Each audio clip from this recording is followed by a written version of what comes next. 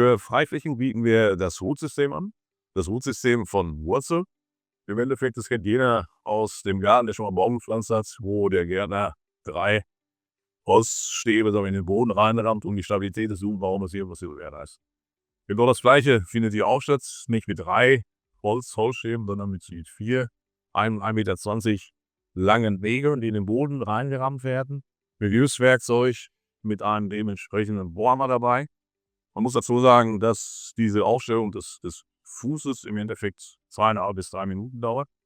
Der ganz große Vorteil des Systems ist, dass wir keine Ramme benötigen. Das heißt, wir können sie an jedem Platz auf dieser Welt im Endeffekt diese Rootfüße aufstellen. Wir können bis 40 Grad Neigung die Füße aufstellen. Ganz wichtig ist, wir brauchen keinen Beton. Und dann im Endeffekt selbstfurchende Schrauben nachher für das Geschirr, sodass wir keine Mutter- und Unterlegscheiben brauchen.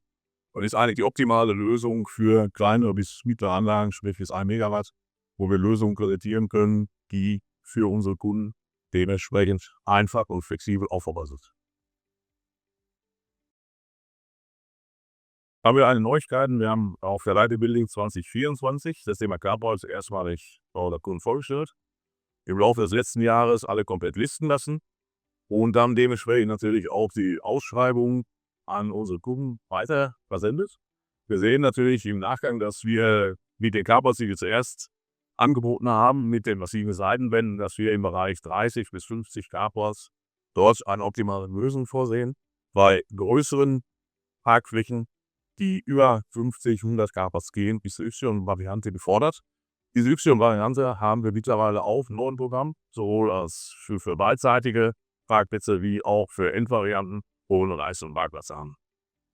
Die Produktgruppe 22 bei der Niederschwung ist dafür kreiert, also wo wir die Carports-Umsätze dementsprechend auch dann aufhören und für den Elektrogroßhandel auch sichtbar machen. Neuigkeiten im Bereich PV haben wir, indem wir 2 neue Wechselrichtergestelle kreiert haben. Man muss dazu sagen, dass diese Wechselrichtergestelle 2 Meter, 3 Meter Breite haben. So, aber das große Aber oder das Positive der ganzen Sache ist, es besteht aus nur Standardkomponenten. Ja. Das ist so wie ein Lego-System, was zusammengesteckt worden ist, wo wir unseren Kunden natürlich gerade für Auftragvarianten dementsprechende Möglichkeiten zur Lösung präsentieren. Die 6 Richtungsstelle wie auch weitere Komponenten, die wir im neuen Programm haben, beziehungsweise die wir auch in dem Bereich PV oder in der Gebäudetechnik liefern, werden wir zeitnah in einem neuen Flyer kreieren und auflegen.